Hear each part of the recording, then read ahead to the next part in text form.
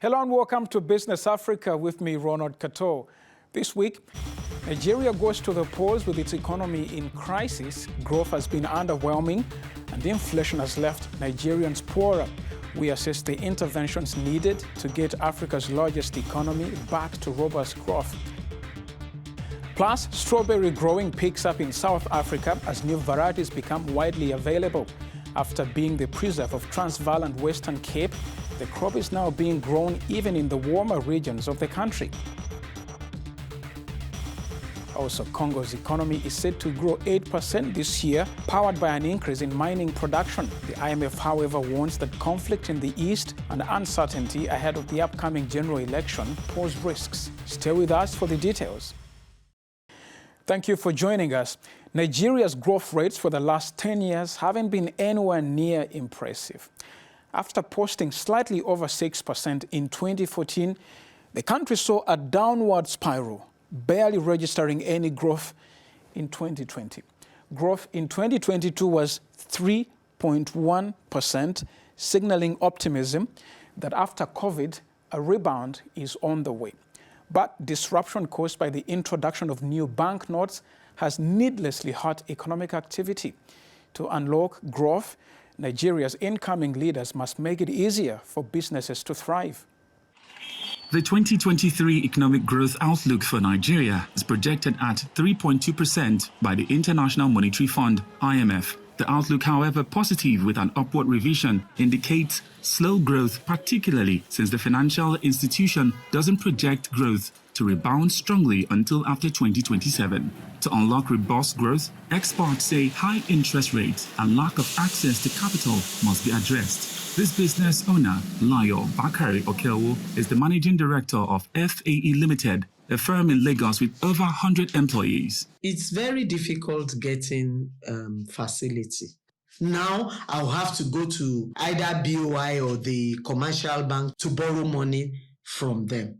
BOI, single digits. After calculation, it becomes 2 digits. And when it comes to the commercial bank, that is even worse.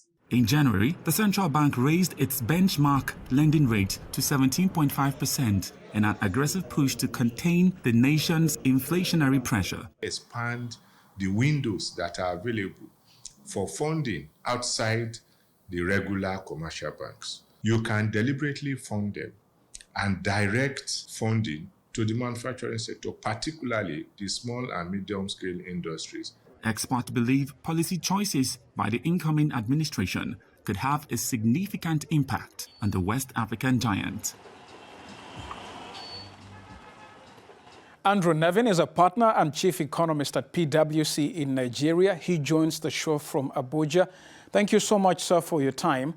Nigeria has recorded very dismal growth rates over the last decade, with population growing faster than GDP many times.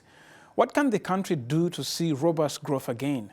You're exactly right. I mean, we've had at least 7 or 8 years of headline GDP growth that's below population growth, which means in effect that Nigerians are getting poorer and poorer per capita. It's very difficult.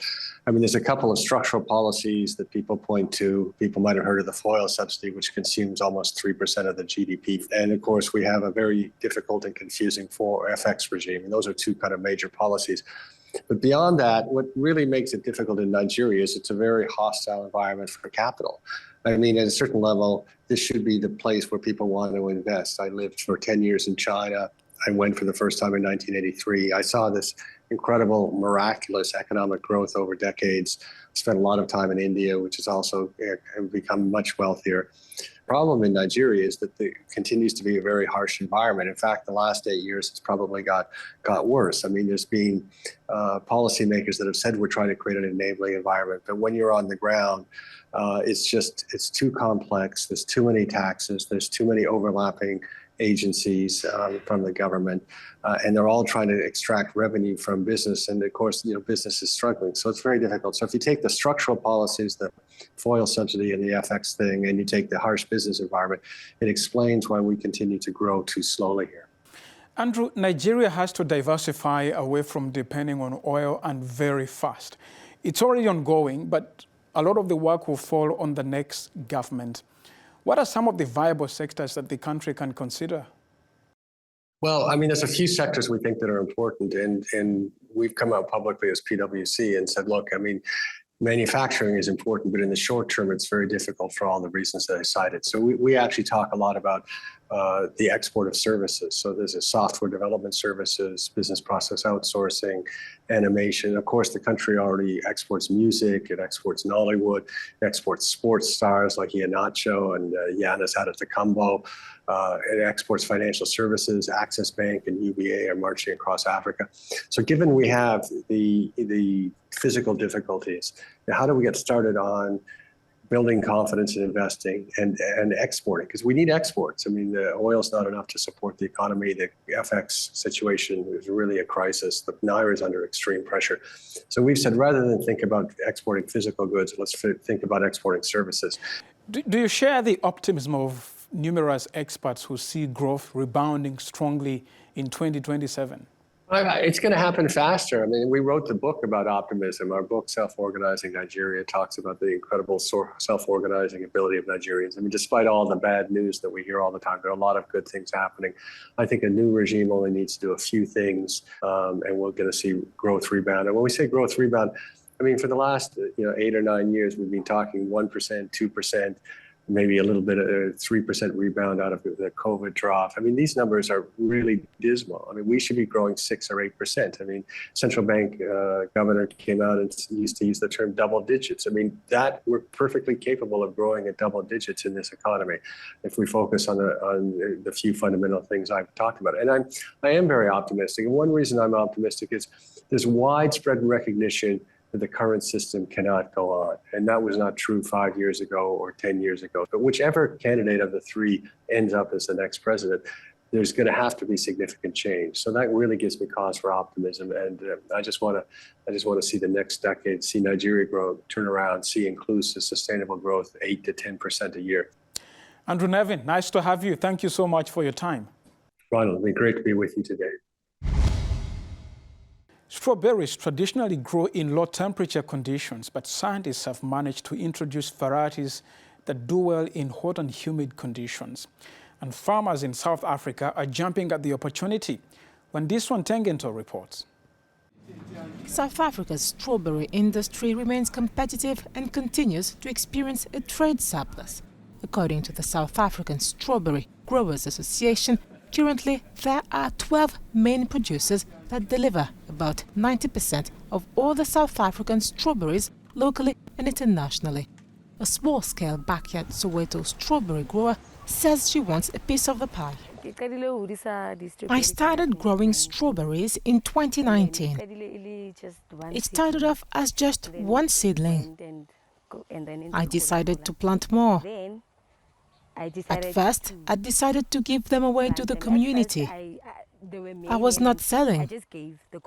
One of my friends said I should sell and stop giving them away for free so that I could be able to make money.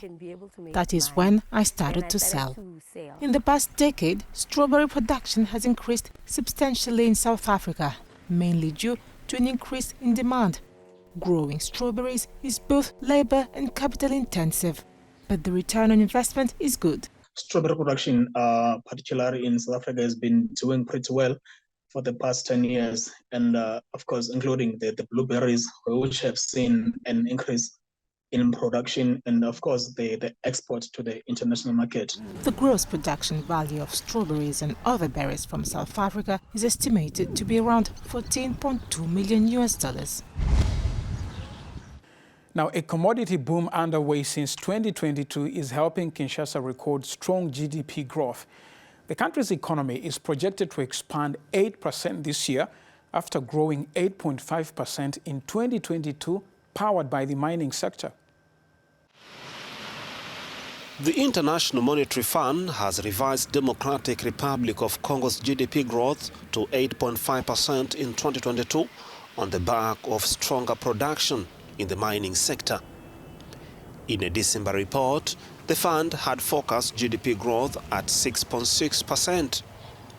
It said mining production which grew at around 20% last year, was stronger than expected and more than compensated for a slump of non-extractive growth.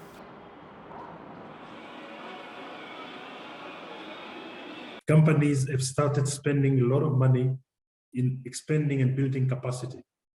And this is why you'll see over the past couple of years, we keep beating our own records year on year and reaching for the first time over 2 million tons of copper per annum. A rise in commodity prices since 2022 has seen many resource-rich countries exceed growth projections. The IMF projects growth at 8% this year, but warned of downside risks from the armed conflict to the country's east. It said annual inflation, which reached 13.1% at the end of 2022 on account of higher food and energy prices and uncertainty ahead of the December elections, also pose risks to growth. And that wraps up this episode of Business Africa. With me, Ronald Kato. The news continues on air and online. Bye for now, and I'll see you on the next episode of Business Africa.